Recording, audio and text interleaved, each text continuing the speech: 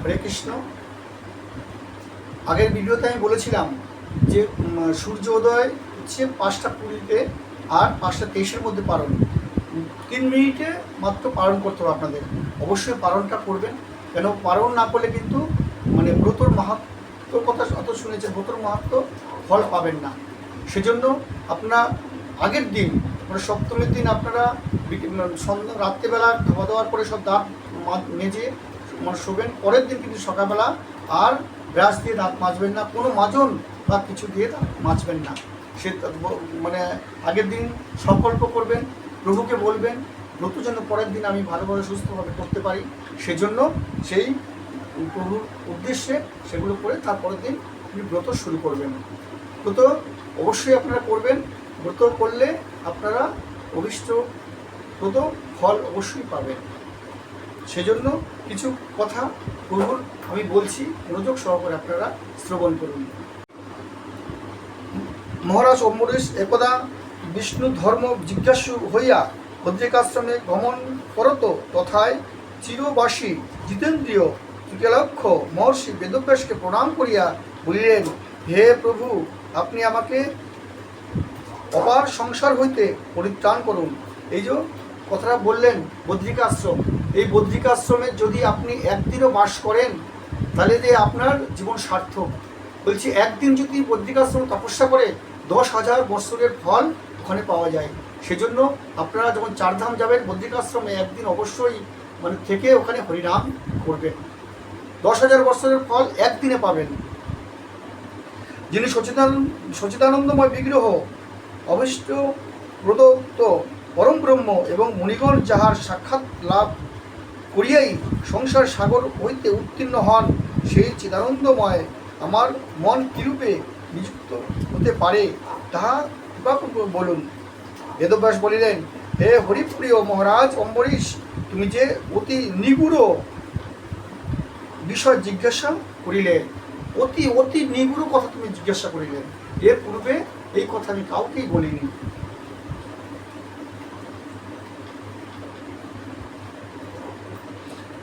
ইহা আমি পূর্বে কাহাকেও বলি নাই, তোমাকে বলিতেছি। এই বিশ্ব ব্রহ্মাণ্ডের পূর্বে যেরূপ যে অবস্থায় অবিনাশী অবিকৃত হইয়া অবস্থিত ছিল, ভগবত ইচ্ছায় প্রকৃতির সেই বিশ্বের তথা সর্বাগ্রে বর্ণনা করিতেছি। মানে এই বিশ্ব যেরকম করেছিল সেইগুলো প্রথমে আমি তোমাকে বর্ণনা করছি। আমি পূর্বে ফল মূল জল এবং বায়ুমাত্র আহার করিয়া বহু সহস্র সহস্র বৎসর তপস্যা করিয়াছিলাম, শ্রীহরির দর্শন লাভ করিয়াছিলাম। ওরকম করে তপস্যা করে আমি শ্রীহরিকে দর্শন করেছিলাম। জগদীশ্বর আমাকে আত্মচিন্তার নিমগ্ন দেখিয়া জিজ্ঞাসা করিলেন, হে মহামতে, তুমি কি অভিপ্রায় এইরূপ করিতেছ? তত্ত্বজ্ঞানের কামনা কি তাহা বলো, আমি তোমার প্রতি প্রসন্ন হইয়াছি। কে বললেন? প্রভুর স্বয়ং বেদব্যাসকে বললেন, আমার নিকট অভীষ্ট বর প্রার্থনা করো। তোমার সত্য বলিতেছি, আমার দর্শন পাইলেই জীবের আর সংসার ক্লেশ থাকে না। বলছে আমার যে দর্শন পায় তারপরে জীবের সংসার ক্লেশ আর থাকে না। আমি তখন শ্রীকৃষ্ণের বাক্য শ্রবণ করিয়া রোমাঞ্চিত কলিবর বলিলাম, মধুসূদন, নিত্য স্বরূপ পরম ব্রহ্ম এবং যিনি জগৎপতি ও জগতের প্রকাশ স্বরূপ, সেই আপনাকে আমি সাক্ষাৎ দেখিতে ইচ্ছা করি। মানে জগৎপতি দেখছেন কিন্তু তাও বলছেন, তাই সেই তাকেই আমি দেখতে ইচ্ছা করি। শ্রী ভগবান কহিলেন, পূর্বে আমি ব্রহ্মা কর্তৃক জিজ্ঞাসিত ও পার্থিক হইয়া তাহাকে যেরূপ বলিয়াছিলাম, এখানে তোমাকে তাহাই বলিতেছি। কত লোক আমাকে প্রকৃতি বলিয়া নির্দেশ করেন, যেহোবা পরম পুরুষোত্তম ঈশ্বর বলিয়াও থাকেন। এরকম অনেক অনেক কথা বেদব্যাসকে বললেন। বেদব্যাসকে সব বলার পরে তারপরে বৃন্দাবনের কথা কিন্তু জিজ্ঞেস করছেন। বৃন্দাবন বিহারী ভগবান আমাকে সম্বোধন করিয়া কহিলেন, বৎস, তুমি যে আমার এই শান্ত সচিদানন্দময় পদ্মলোচন দ্বিভুজ মুরলীধর শ্যামসুন্দর সনাতন দিব্যরূপ দেখিতেছ, ইহার পর আর অবশিষ্ট কিছু থাকে না। বেদব্যাসকে এই কথা বলছেন, এই দ্বিভুজ শ্যামসুন্দর রূপ যে তুমি আমাকে দেখিতেছ, এর দর্শনের পর আর কিছু থাকে না। বেদ চতুর্থয় এই রূপকেই সর্বকারণ বলিয়া নির্দেশ দিয়েছেন। বেদে যা যা কিছু আছে সব এই রূপই বর্ণনা করেছেন। ইহাই সত্য পরমানন্দ স্বরূপ, চিৎঘন নিত্য মঙ্গলময়। হে বৎস, মথুরাপুরী, যমুনা নদী, গোপ রমণীগণ ও গোপ বালকগণ এ সমুদায় আমার নিত্য সহচরী জানিও ও অবতারী হইয়াও শ্রীকৃষ্ণরূপে আমার লীলা পরম ব্রহ্ম নরাকৃতি রূপ নিত্য হইয়া সংশয় করিও না। কালিকা আমার সর্বদা প্রিয়তমা। বলছি এরা সব সময় যখনই আমি আসি এরাই নররূপে আমার সঙ্গে আসে, আর রাধিকা হচ্ছে আমার নিত্য প্রিয়া এবং প্রিয়তমা এবং আমার সর্বজ্ঞ পরম পরৎপর সর্বস্বরেশ্বর সর্বনন্দময় সর্বস্বরূপ মদনমোহন বলিয়া জানিও। এই বিশ্ব সংসার আমারই মায়াবশে প্রকাশমান হইলেও আমাতেই অবস্থিত জানিও। মানে এই বিশ্বব্রহ্মাণ্ড যা কিছু দেখছো আমাতেই সব অবস্থিত। সেজন্য এইরকম বলে বেদব্যাস অম্বরীশ মহারাজকে অনেক কথা বললেন, কারণ প্রভু যে যে কথাগুলো বলেছিলেন অম্বরীশকে সেই কথা বলে সান্ত্বনা করলেন। এবং তার কৃষ্ণর এইসব সচেতনময় ঘন রূপ দেখে শুনে অম্বরীশ রাজা গদগদ হয়ে গেলেন। তারপর কি বললেন, সব জিজ্ঞেস করছেন কৃষ্ণ কেন আবির্ভূত হন।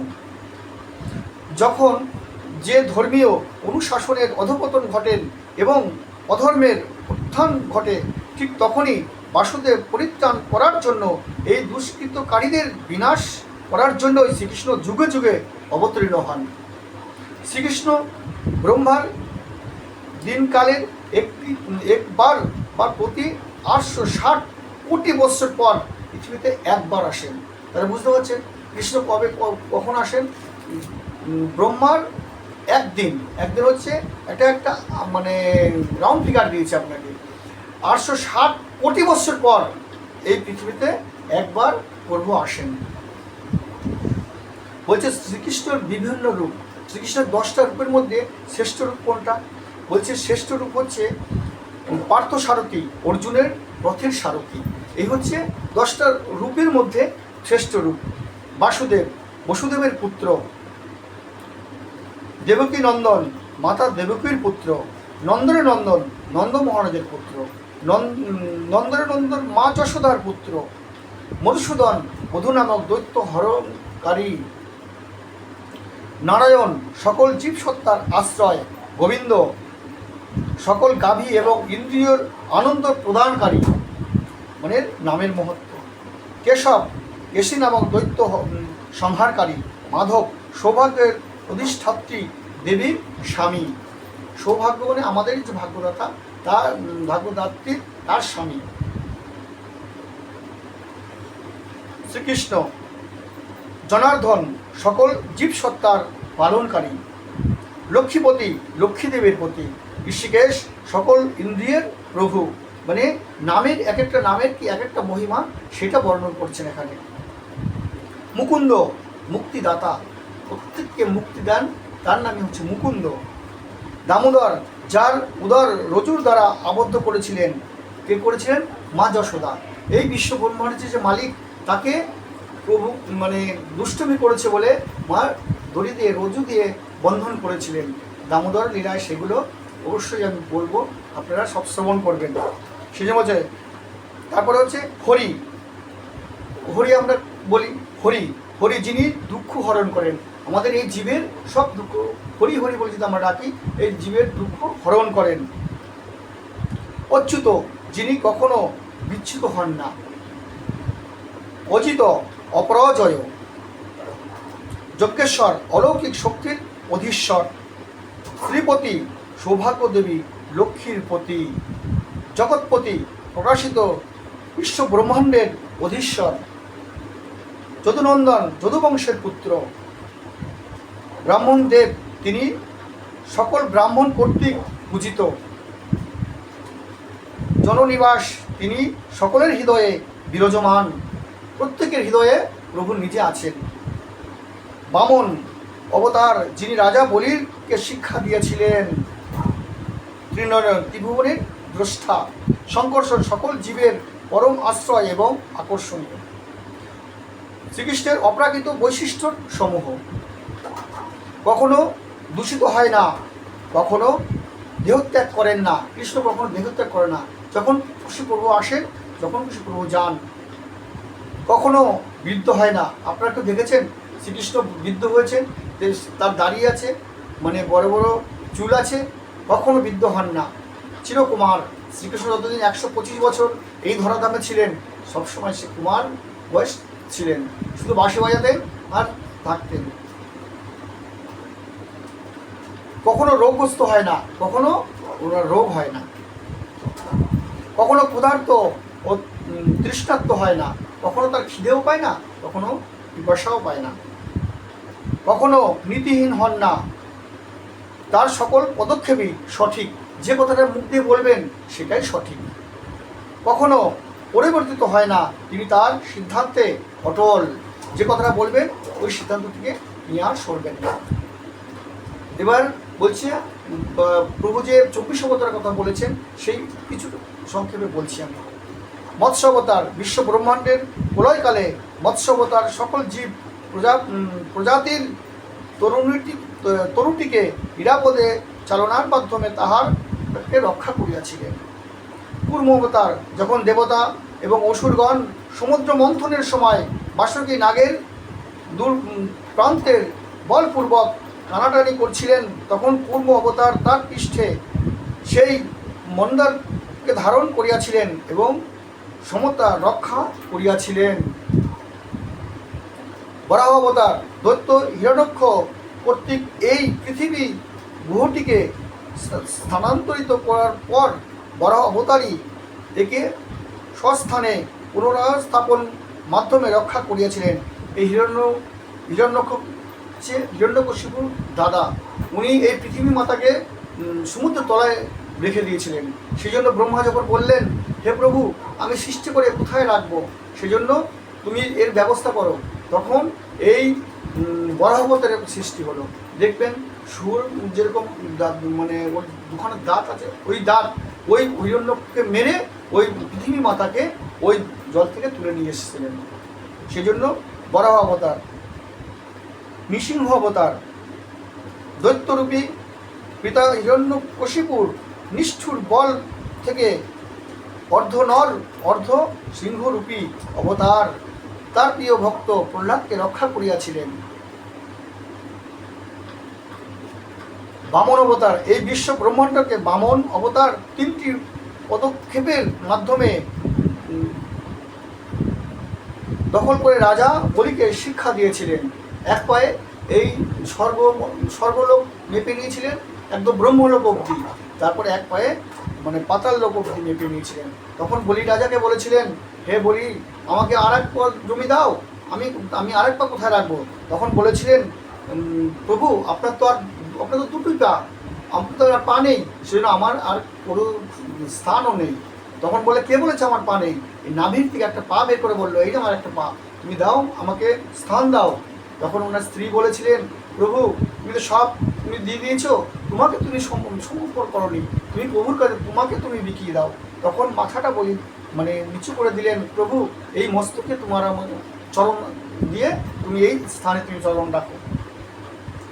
তারপরে পরশুরাম অবতার, 21 বার পৃথিবীর অসুররূপী অত্যাচারী রাজাদের পরশুরাম সংহার করেছিলেন। রাম অবতার, রাজা রাম তার প্রত্যহরণকারী রাক্ষসরাজ রাবণকে বধ করিয়াছিলেন। কৃষ্ণ স্বয়ং, শ্রীকৃষ্ণ তার স্বরূপে এই ধরাধামে লীলাবিলাস করিয়াছিলেন এবং দুষ্কৃতকারীদের থেকে এই পৃথিবীকে রক্ষা করেছিলেন। বুদ্ধ অবতার, ভগবান বুদ্ধ মানুষ ও পশু হত্যার মত দূষণ হতে দৈবিক সংস্কৃতিকে রক্ষা করিয়াছিলেন। কল্কি অবতার কলি যুগের শেষ পর্যায়ের কল্কি অবতার পশুর প্রবৃত্তি লোকদের নিধন ও আবির্ভূত হবেন। কল্কি অবতার এখন আবির্ভূত হয়নি, এরপরেই কল্কি অবতার এরকম অরাজকতায় ভরে যাবে, মানুষ আস্তে আস্তে ছোটো হয়ে যাবে, নিরক্ষরা ভরে যাবে। তখন এই প্রভু কল্কি অবতার এই অবতীর্ণ হবেন এবং আমাদের পরিত্রাণ করার জন্য প্রভু আবার আসবেন। সেজন্য আপনারা জন্মাষ্টমীর ব্রত অবশ্যই পালন করবেন এবং সবাই সুস্থ থাকবেন, ভালো থাকবেন। হরে কৃষ্ণ।